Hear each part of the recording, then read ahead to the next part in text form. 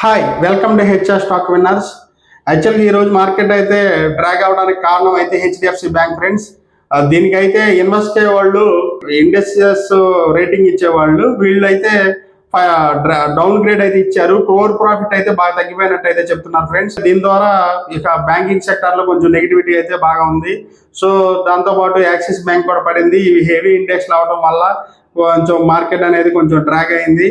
So overall గా చూసుకుంటే market అయితే కొంచెం నెగిటివిటీసే ఎక్కువ కనిపిస్తున్నాయి.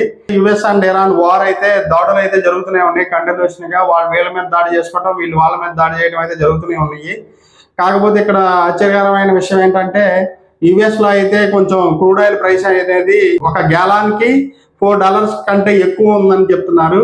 కానీ అది యావరేజ్ వచ్చి $4 అనేది చెప్తున్నారు. దానికి మించి ఉండటం వల్ల కొంచెం లాస్ట్ ఇయర్ తో పోల్చుకుంటే 70 to 80 cents ఎక్కువ అని చెప్తున్నారు. దీనివల్ల కొంచెం ఇంటర్నేషనల్ మార్కెట్లు కూడా కొంచెం ట్రబుల్ ఫేస్ చేసే అవకాశం అయితే ఉంది. ఓవరాల్ గా చూస్తే ఒక కన్జ్యూమర్ ప్రైస్ ఇండెక్స్ ఇవన్నీ పెరిగే అవకాశం అయితే కనిపిస్తుంది.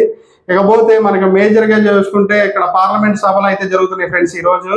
ఈ రోజు అయితే కాక్రోచ్ జనతా పార్టీ వాళ్ళు జంతర్ మంతర్ దగ్గర ధర్నా చేశారు.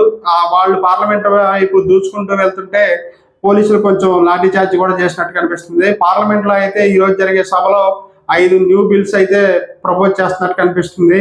మెయిన్ గా అక్కడ కొంచెం ఇబ్బందికరమైన బిల్ ఏంటంటే లోక్సభ డీలిమిటైజేషన్ బిల్లు. ఇది కూడా ఈ వర్షాకాలం సభల్లోనే ఖచ్చితంగా పెడతారని చెప్పి అంటున్నారు.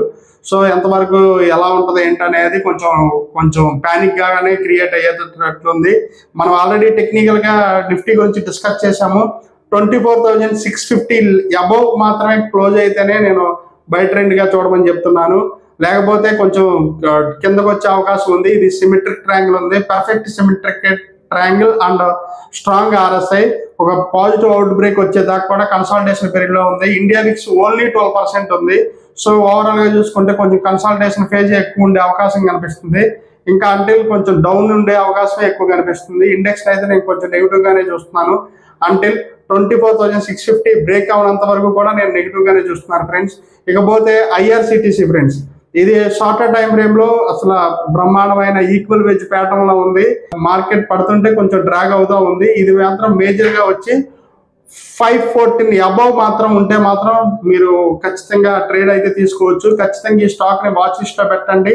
ఇది ఎడ్యుకేషనల్ పర్పస్ మాత్రమే చెప్తున్నాను.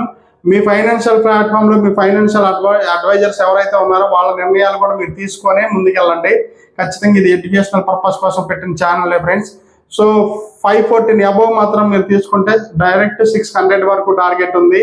సో ఇది ప్యాటర్న్ ఉంది. వీక్లీ ప్యాటర్న్ లో కూడా చాలా బాగుంది. ఇంకా డీటెయిల్డ్ గా నేను ప్యాటర్న్ అనేది ఇంకా నేను పూర్తి వీడియో అనేది నేను డీటెయిల్ గా తర్వాత ఒకసారి డిస్కషన్ అయితే పెడతాను.